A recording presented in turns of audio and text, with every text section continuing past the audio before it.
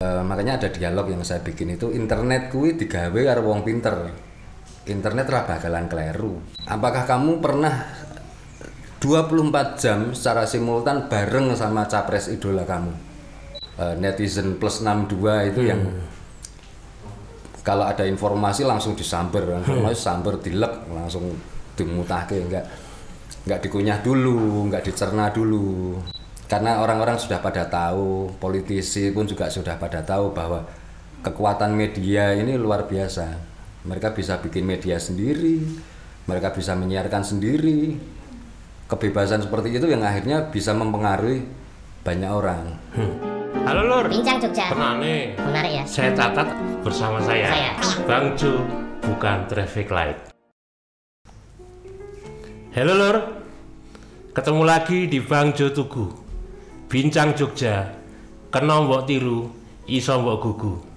Masih dengan saya, Bang Jo, bukan traffic light. Kali ini kita masih bicara tentang obrolan politik lah. Tapi saya ditemani orang spesial, seorang penulis skenario, konco lawas, Jape Mete, Bung Bagus Sumartono alias Bung Bacep. Piye Bung? Sehat Bung? Sehat. Iya. Dicopot nggak ini maskernya? Oleh. Oh iya. Oleh, copot oleh. Copot. Ya. Mumpung wis kerok bringos lho. Ya oke. Nah, gantengnya ketok Ganteng. tengah gitu. Gimana Bang Jo? Jadi miring. Iya. Sengaja. Diluruskan ya? Diluruskan. Saya suka miring. Nah. Oke, ini kan kita kan ngobrolnya khusus aja nih tema politik, tapi kita kan mengangkat perspektif baru ya, seorang penulis skenario ya, sopo sing nggak ngerti ya tuh kan ngono. Meledak-ledak kan ngono. Nek menurut jenengan politik itu gimana tuh Bung? Jenengan kan orang yang juga memperhatikan lingkungan, nek penulis kan mosok tutupan nonton. Politik iki piye sajane? Hari ini sing lokal-lokal wae Jogja. Ya politik hari ini itu kalau menurut saya ini serius ya. Serius apa rada becek? Serius. Politik sekarang ini kalau menurut saya apa ya? Mboseni wagu. Oh. Enggak mare pinter ngono lho nonton ki. Wis trike ngono-ngono wae lah. Munculnya preman-preman politik, penggunaan isu-isu agama itu kan sebenarnya kan udah terlama banget. Zaman biyen, zaman abad ke-8 Eropa wis apa zaman dinasti Umayyah Abbasiyah wis nganggo kok ngono. Tua banget ngerti ya. Oh jelas, saya kan umure wis mumpuni lah. Dan itu dipertontonkan atau kalau enggak ya karena memang di era medsos kayak gini kan jadi hal-hal kayak gitu tampil lagi. Itu makanya jadi inspirasi saya ketika nulis Tilik itu kan karena memang delok ning medsos do cecenan cebong kampret itu kan wis mare mules itu ndak gini. Oh, mare mules. Iya. Jadi enggak ada. Dan kalaupun gojekan itu jadi ece-ecenan sing enggak elegan. Kanca-kancane sampean ya akeh sing ngono kuwi. Iya, dua-duanya dari kedua kubu ya. Khusus untuk Tilik itu kan sebenarnya inspirasinya Pilpres, kontestasi Pilpres. Terus ketika saya tuangkan dalam naskah itu saya perkecil skalanya bukan negara tapi kelurahan. Pilkades, isu-isu seperti itu. Tapi hebat berarti jangan bisa menangkap aura yang besar diperkecil ben ketok. Iya. Itu idenya semata Pilpres atau lain toh? Wah, sorry sebentar. Teman saya telepon nih. Iya. Halo. Yuk. Produser sing ngubungi ora produser, aku produser. Debt collector ora ya? Lanjut. Mungkin lanjut oke. Sampai mana? Sampai soal gagasannya sampean nih soal Tilik itu loh yang tadi iso dadi barang sing meledak itu piye to? Kalau itu salah inspirasinya kan memang Pilpres. Terus hal-hal yang saya temui di pedesaan itu kan memang saya sering melihat kalau dibilang apa ya ketimpangan kok kayaknya ya terlalu bombastis ya.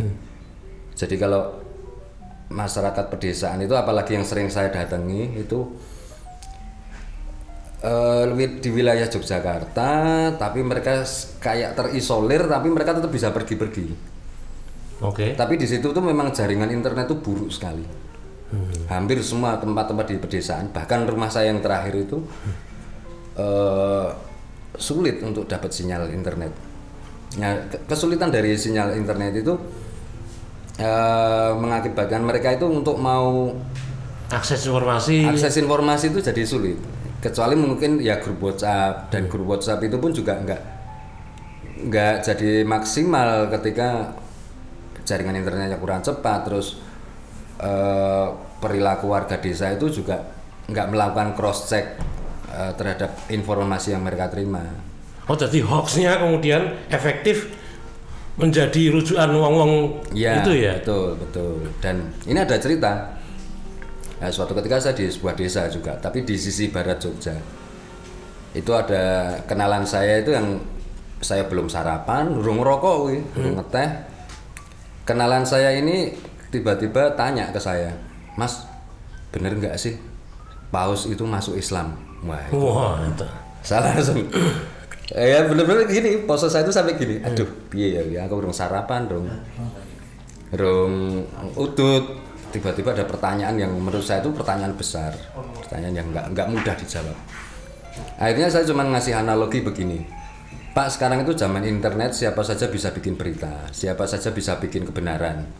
Mau Paus masuk Islam, mau presiden itu terafiliasi dengan partai komunis atau siapapun, apapun beritanya itu bisa dibuat. Jadi kalau saran saya, Bapak jangan buru-buru untuk meyakini suatu informasi. Iya. Ya, tapi dia juga masih bingung gitu loh. Nah, ya itu juga salah satu inspirasi dengan bikin itu. Ya. Makanya ada dialog yang saya bikin itu, internet kuwi digawe karo wong pinter. Internet ra bakalan kleru. Seolah-olah benar, tapi banyak sih yang malah jadi seolah-olah jadi kayak stereotip orang Indonesia dengan sebutan netizen plus 62 itu yang kalau ada informasi langsung disamber, dilek, langsung dimutahke, enggak dikunyah dulu, enggak dicerna dulu, tapi langsung ditokke. Lah itu yang saya pernah nanya kepada teman-teman saya yang bisa dibilang mereka itu golongan cebong kampret itu. Dari dua pihak itu saya tanya, apakah kamu pernah 24 jam secara simultan bareng sama capres idola kamu? Saya tanya gitu, tidak pernah ada satupun yang ngomong, ya saya pernah 24 jam bareng sama capres. Jadi ini memang seolah-olah aku ki kae ngono ya. Jadi tapi mereka juga masih ngeles gitu loh, kan media-media yang nulis oke, iya, tapi kebenarannya dan itu yang sepengetahuan saya sekarang ini, saya ketika melihat politik itu ya seperti itu, bahwa saya tidak pernah 1 kali 24 jam bareng politisi atau siapa, nggak pernah. Tapi jenengan cerdik loh, Bung. Gimana? Maksudnya ndelok ke karya-karya mungkin jenengan sebut delay atau yang lain, tapi gagasan dengan obrolan-obrolan di media sosial Anda kan jenengan cerdas. Menurut saya, untuk melihat stereotip orang-orang situasi di lapangan. Iya. Iya. Lalu jenengan ke depan ini loh, maksudnya ke depan apa yang sedang Anda kerjakan saja nih? Karena kalau ngomong Pilpres ke Jembaran, tapi ngomong DIY Jogja itu kan lebih orang bisa langsung ketemu lah atasannya. Itu sebetulnya Anda bikin apa lagi sih untuk gagasan kepercayaan jenengan? Ya, masih terkait dengan delay. Itu kan saya memang mau bersama teman-teman di Kelurahan Terong, Pedukuhan Saradan, kecamatannya Delingo, Bantul. Kami pengennya secara mandiri itu memang mau membuat rumah literasi. Rumah literasi. Ya, jadi rumah literasi itu nanti salah satu cita-cita saya kan bisa menghadirkan internet cepat di desa yang saya, kalau handphone saya di sana itu sudah bisa dipastikan tidak ada sinyal, blank spot. Ya, blank spot. Dan provider lain itu ya sama aja situasinya. Jadi di sana itu secara geografis itu memang di lembah bukit, Kalau kita mau bikin tower itu minimal ketinggiannya 16 meter dan desa itu rawan sambaran petir. Oh. Jadi sulit banget mau dicake cara apa wae sulit. Tapi saya tidak mau menyerah begitu saja. Saya masih tanya-tanya sama teman-teman karena itu kan nanti terkait dengan biaya, dengan budget yang kami upayakan secara mandiri. Jadi kemarin itu karena dampak dari tilik itu beberapa teman ngontak saya mau bikin donasi. Saya nggak mau kalau donasinya itu berupa uang. Jadi buku aja, sementara buku aja dulu. Literasinya itu lewat buku, nanti diupayakan akses informasi lain, internet. Iya, sementara buku pelajaran malah. Oh, anak sekolah. Oh, sorry, buku pelajaran sama fiksi. Oh, fiksi. Iya. Oke. Lalu gagasan jenengan merubahnya gimana? Maksudnya ini kan jenengan bicara tentang soal daerah Dlingo tadi. Iya. Untuk yang lebih luas misalnya, jenengan kan seorang penulis skenario, sebetulnya punya gagasan apa untuk kondisi politik hari ini misalnya, politik kebijakan atau macam-macam yang di Jogja ini fenomenanya banyak. Tetap saya tidak akan melepaskan dari yang namanya literasi. Jadi apapun pilihannya, apapun afiliasi politiknya itu harus berdasar literatur yang cukup memadai, harus berdasar data juga. Jadi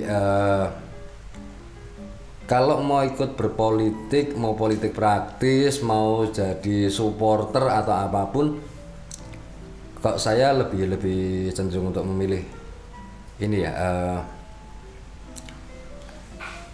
tetap kudu duwe data yang cukup pertama kali. Ya sekarang ini kecenderungannya karena orang-orang sudah pada tahu, politisi pun juga sudah pada tahu bahwa kekuatan media ini luar biasa. Mereka bisa bikin media sendiri, mereka bisa menyiarkan sendiri.